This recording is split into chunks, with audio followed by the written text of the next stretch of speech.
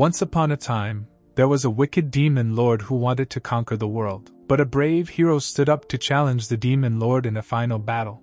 If the hero failed, the world would be doomed. So, he prepared himself for the ultimate showdown. The demon lord attacked with a meteorite, but the hero used a simple pebble to destroy it. It was just a warm-up, and they decided to go all out. The demon lord used his evil powers, while the hero unleashed his powerful dragon annihilator technique. Their battle was intense and caused a lot of damage. The hero's hair even turned white, but they didn't give up. In the end, they both sacrificed themselves, saving the world. Years later, Rosewood Academy was created to train students like the hero. Blade, a new student, was excited to make friends with everyone. He greeted everyone he met in the hallways, but some students found him strange. Blade managed to befriend a group of students, but Claire doubted he could make 100 friends. She pointed out that he would have to befriend everyone in the school.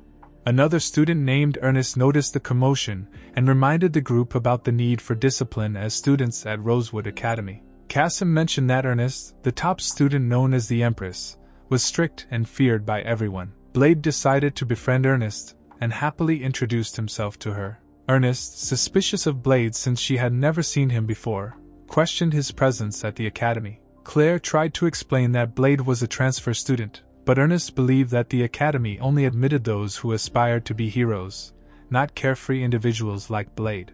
Blade, however, was not interested in being a hero and simply wanted to make friends.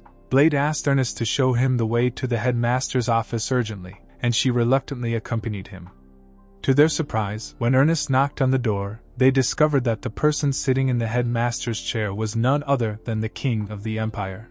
Ernest immediately knelt before the king, but Blade remained carefree, as if acquainted with the king. Ernest was shocked and apologized to the king on Blade's behalf, assuming Blade was being rude. The king commended Ernest for her excellent academic record, but Ernest was confused by the mention of the previous headmaster. The king revealed that he would now be the headmaster of the academy. The king asked her to leave his office as he needed to speak with Blade privately. Outside the office, Ernest felt jealous of Blade receiving special treatment from the king and vented her frustration. Blade, however, ignored her and asked the king about his purpose at the academy.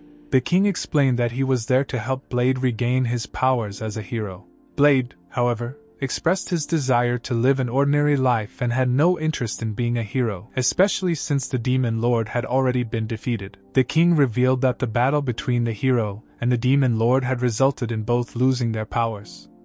Surprisingly, the great hero was none other than Blade himself. The king wanted to resurrect Blade's incredible powers at a later time. When Ernest saw Blade approaching, she questioned his presence in the advanced class area, stating that it was strictly for advanced students.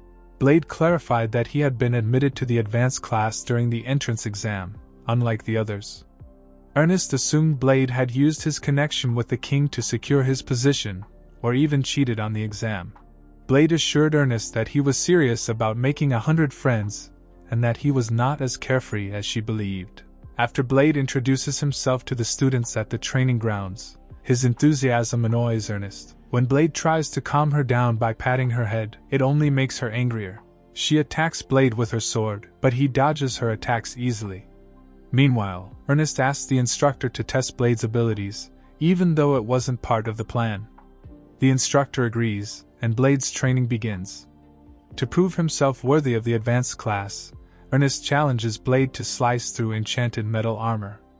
Blade surprises everyone by effortlessly destroying the armor with his powerful techniques. Ernest is sent flying, while everyone else falls to the ground. Blade wonders if he went too far, but Ernest, despite her embarrassment, asks who he really is. Blade explains that he's just an ordinary person. Later, Blade and Ernest have a meal together in the cafeteria.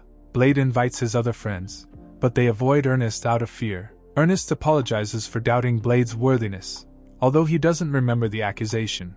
After eating, Blade thanks Ernest for her earlier help and reveals he was worried about making friends as a transfer student. Ernest feels embarrassed yet happy that Blade considers her a friend. Later that night, Ernest is excited about finally having a friend. Suddenly, her sword starts shaking, reminding Ernest of when she first touched it as a child. The sword urged her to surrender and turned her hair red. It caused her to do terrible things, and now it calls her to kill again. However, Ernest has learned to control the sword with her willpower. The next morning, Ernest trains with her sparring partner, Leonard. Blade watches the fight and cheers for Leonard. Despite his flashy moves, Leonard loses to Ernest, who almost kills him with her sword. Blade senses something is wrong but decides to keep an eye on it. Sophie steps up to challenge Ernest, asking her to stop her rampage. However, Ernest continues attacking with her sword, but Sophie blocks all her strikes with her metal fists and counterattacks. Sophie corners Ernest, who resorts to using flame magic. Sophie admits defeat to prevent further escalation, but Ernest challenges Blade next, claiming she can defeat him despite his previous attack ripping her clothes. Blade hesitates, noticing Ernest's unstable behavior. Ernest faints after her sword burns her. Blade takes Ernest to the hospital, but the doctor can't help with her condition caused by a spell or curse. Ernest wakes up, unaware of what she did, and Blade reassures her that she only fainted. The doctor advises rest, but Ernest insists on leaving. Blade promises to watch over her and helps her return to class. Ernest prefers to walk alone, not wanting others to see her weakness. Blade offers his support as a friend, but Ernest chooses to go alone, asking Blade not to mention her illness.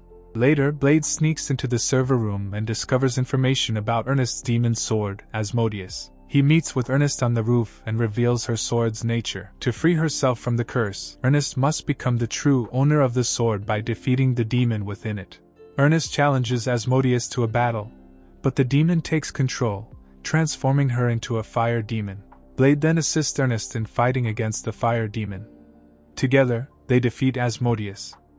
And thus, the episode came to a close. Thank you for watching this episode's of Recap. Don't forget to like and subscribe.